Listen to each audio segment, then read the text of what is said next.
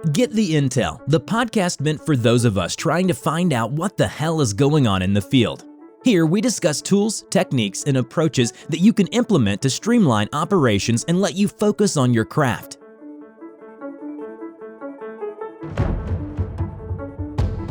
Hello, Chad Gill here. I'm the host of the Get the Intel podcast. This episode is part of our Global Speakers Academy series. The GSA is an EO training program on storytelling and public speaking by communication experts. The GSA series is meant to highlight those members of EO who have attended and the stories that they have to tell. This episode is brought to you by Laminin Coaching. Laminin is a business coaching company with a focus on contractors in and around construction. We not only help with proposing solutions and methods, but we implement them in your business as well.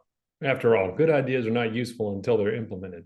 So if you're ready to elevate your business, visit us at laminincoach.com to see our full range of services. All right, so joining me today is Beau Atkins. He is the CEO of Evolve Family Law and a divorce attorney in Canada, who is obsessed with helping parents separate without harming themselves or their kids in the process.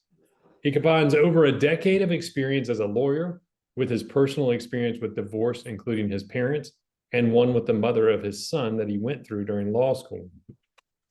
So Beau joins us to share more about his passion and the accompanied talk that he now provides as a service. So Beau, thanks for coming on, man. Awesome topic. Great to see you again.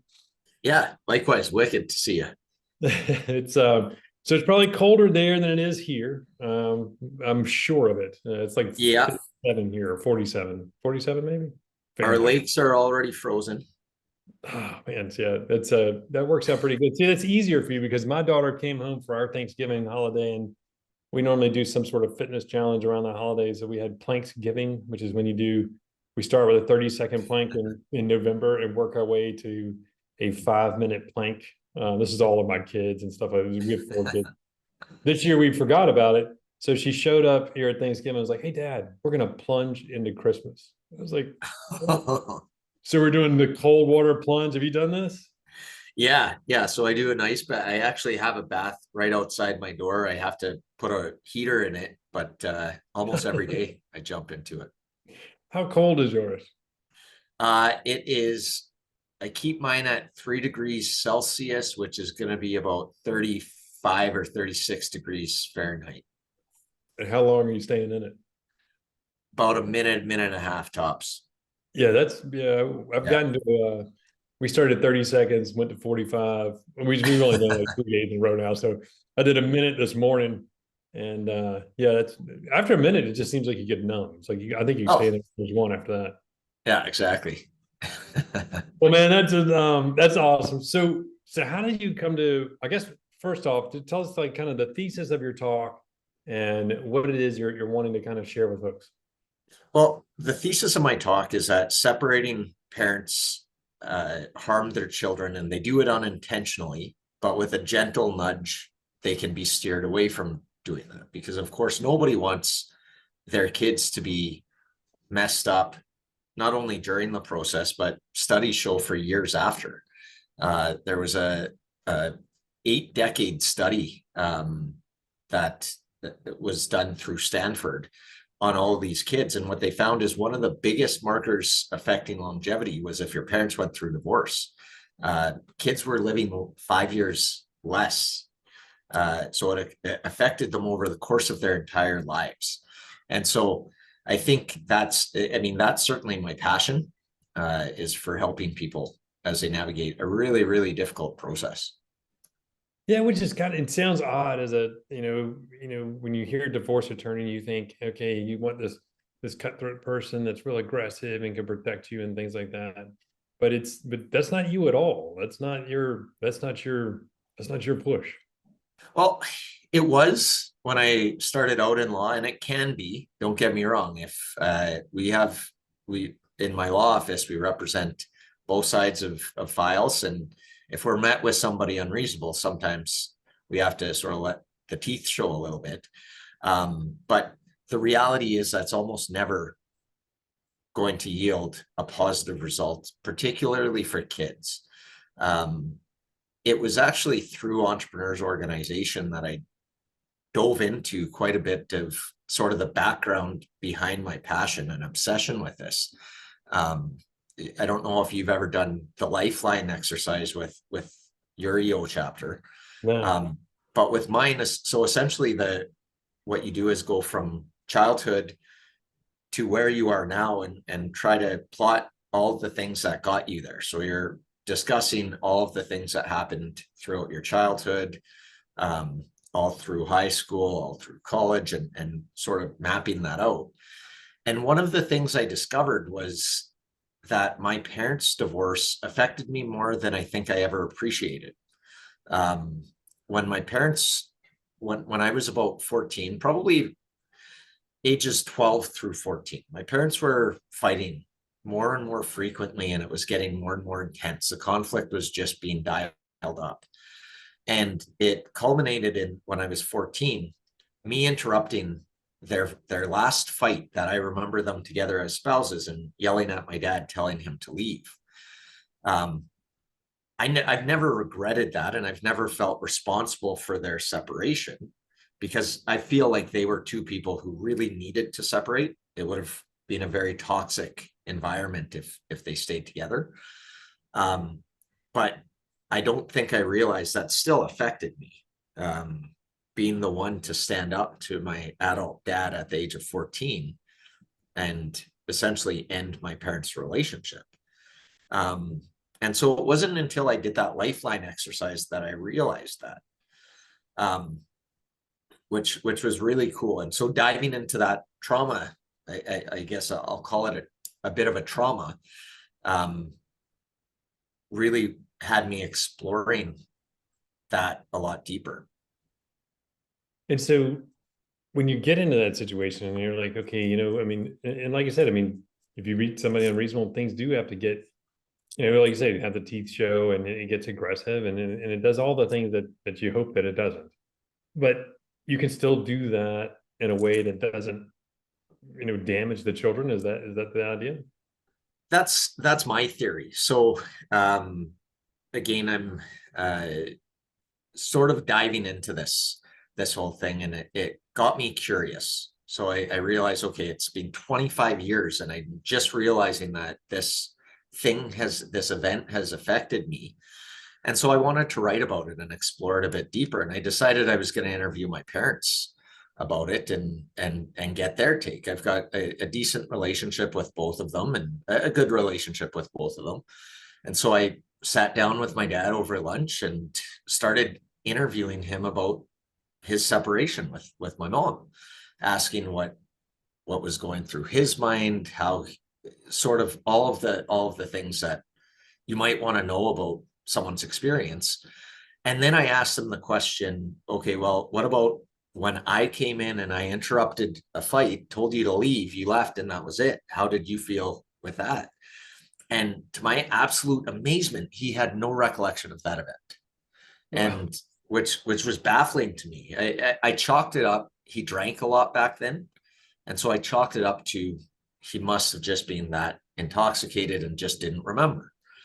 And so finish up asking him questions and recording everything. Went on and interviewed my mom. And it was really fascinating talking to my mom, because, I mean, for one, she has a much more vivid memory. She still has her divorce file. She invited me to look at it and done that. So it was kind of wild seeing your own parents' divorce file as a divorce attorney, because now I know I see these things every day. And so to see two lawyers talking back and forth, like about my parents, like they're just clients, it was enlightening to me. But then I posed the same question to my mom and said, okay, Mom, well, you and Dad are fighting. It's getting heated. I come down, interrupted, and what was going through your mind? She didn't remember. Now that really threw me for a loop, because she's a woman with an iron vault for a memory. She remembers every single time I left a dish in the sink as a kid, but didn't remember this one episode that was so vivid in my mind. And I remember that night, I opened my bedroom door and I look across the hall and I see my younger brother, and we're both waking up from this conflict. And I'm looking at his eyes, and they're like begging me to come intervene, and that's my recollection. And so I call him. I'm starting to think I made this up, because my parents have no recollection. Was I just going through that much conflict and that much stress that my 14-year-old brain manufactured this? So I asked my brother, I'm like, Mom and Dad don't remember this. Do you? And he's like, yeah, dude, you definitely did it. I vividly remember it. So it happened, but my parents have no recollection. And that's when I realized a lot of times when people are fighting, they're so focused on that conflict that they completely miss the people that they're affecting, including themselves. Man, so how do you, yeah, good thing. Yeah. I think if your brother had been like, no, I'd be like, well, Oh, that's a I problem. checked myself into a that's a whole nother talk. right. So, well, so what do you like when you're giving this talk, like, and you're giving it to an audience and stuff like that? What do you hope they leave with? What is the goal? I hope they recognize that oftentimes when people are in stressful situations like separation, they lose touch of what's important, and it's not intentional. It's not even their fault. I don't blame my parents for not remembering that episode, because I've since delved into a lot of the psychology. We all do it. So I'm hoping that people can be nudged in that direction. If they realize that people have the propensity and this happens, maybe they'll focus on it more. There's a really cool experiment. Have you ever heard of the selective attention test? It's the bouncing of basketballs. So you have to count the basketball passes. Oh, yeah. So I'm going to ruin it for anyone who hasn't seen it. Go watch it, pause this, go watch it, and then come back. I'm going to ruin it in 5 seconds. 4, 3, 2, 1. Okay, well, so there's people in black and white passing basketballs back and forth. You're instructed to count the people in white, how many times they passed. Well, in the middle of the whole thing, a gorilla walks through the middle, beats its chest, and walks through to the other side. Most people, if they're being honest, completely miss a gorilla. And my big sort of eureka moment just last year was I was a gorilla. My parents were counting passes. That was their adult conflict. And they completely missed the gorilla walking through the middle. Now, if you go back to that test, if you tell someone, hey, watch this video, count the passes, and also I want to see if you notice a gorilla in the middle, everybody's going to notice a gorilla. So I'm hoping that by doing the same thing and saying, yeah, deal with these issues, but keep in mind your kids, you're not going to be noticing them. You have to intentionally turn your focus to them. So that's one of the nudges that I'm hoping to be able to give.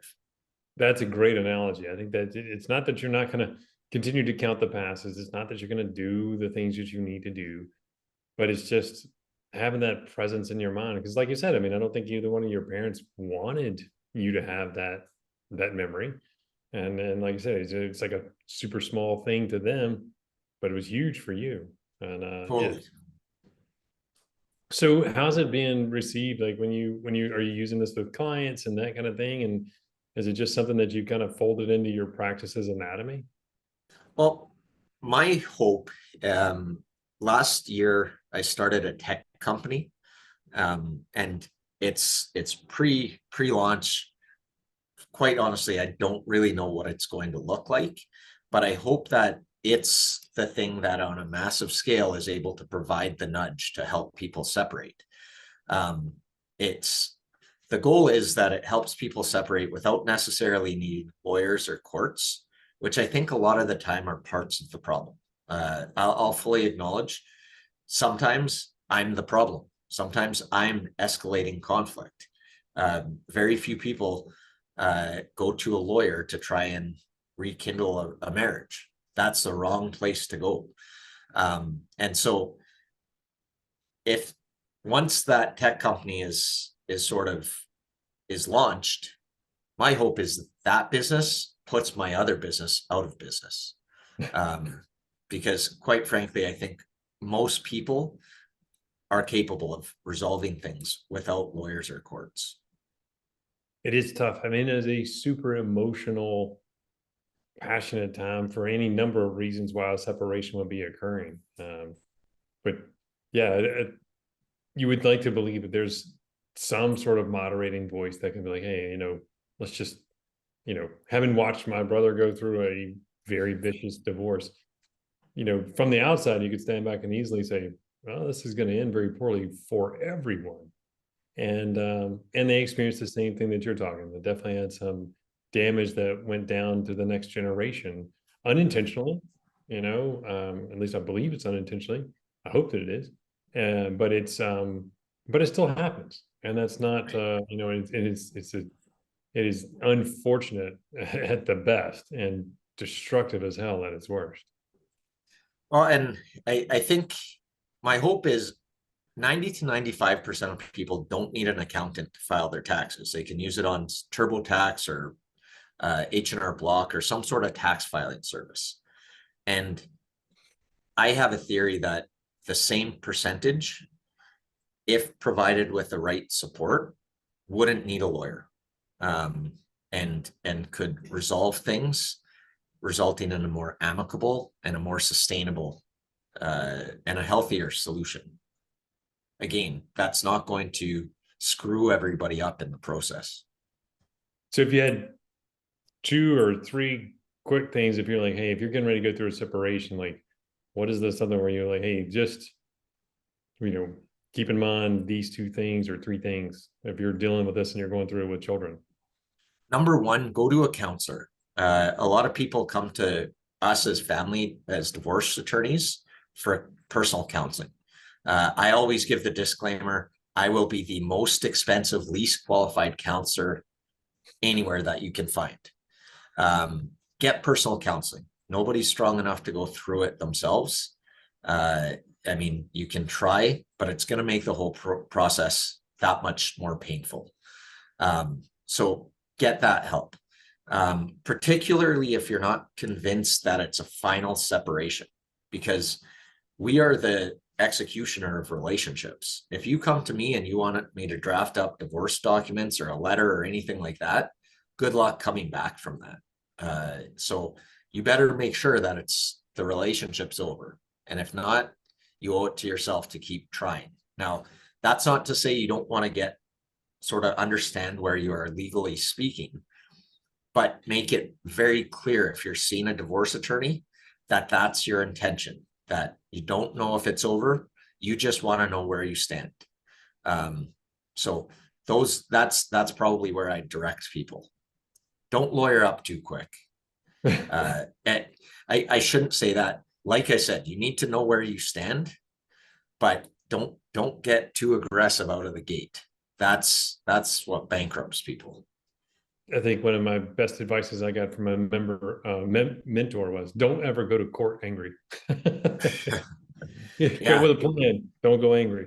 Well, and emotional. And again, that's the reason why I think in most cases, court is the wrong place to solve these family law issues, because good luck saying, don't go to court emotional, dealing with parenting issues.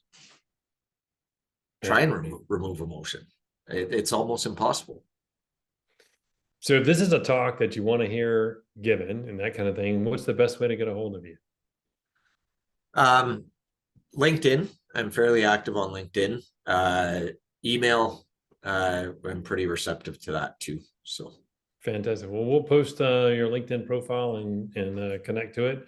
And when we get this thing out, and like I said, thank you, Beau. This is great. Can't wait to see it. I've seen the beginning. I've seen like the intro, a little bit of the body, and that was the whole purpose, figuring out what the whole story was about. So it's great, and I look forward to hearing about the success with it. And Yeah, I thought that Thanks that for was some- really funny with Global Speakers Academy, is we just saw snippets of, there were a few talks, we saw the whole thing, but there were so many you just saw little pieces. And I feel like it was just watching movie trailers, and I can't wait to see the end. So I'm hoping that everybody starts getting theirs off the ground, and I'm excited to see all the interviews you do too. Yeah, this is totally selfish for me. I'm like, look, the curiosity is killing me, man. I want to hear how everybody's doing for it. But yeah. So and then lastly, like GSA, would you recommend it? Don't recommend it? What do you think? Oh man, 100% recommend it. And it was just one of those things where everybody was dialed in. Unlike a lot of the global or group EO events where it turns into a bit of a party. This was like all growth. I really, really loved it for that. It was a lot of work. It was a lot of work. Oh And man. what I arrived here on Sunday to do was completely different than what I left Friday with the ability to do. Right. And like it was in Panama. It didn't need to be in Panama for those 5 days because we never saw any of Panama. We were there from basically 8 a.m. all the way till dark. And it's like Oh, I had to make a special trip to the ocean just on the last day, because I'm like, if I come to Panama and I don't at least dip my toe in the ocean, I'll have some answers for my team. But wait, there was a beach there? yeah. No kidding. But man, this has been fantastic. It's great catching up again, and look forward to seeing you giving this talk, and definitely helping some people. It's not very often that you hear somebody say, go to the therapist first. So I mean, but it's true. I mean, it is 100% true. But this is fantastic, man. Thank you very much. Awesome. Thank you. Thanks for listening to Get the Intel. We'll see you next time, and be sure to click subscribe to get future episodes.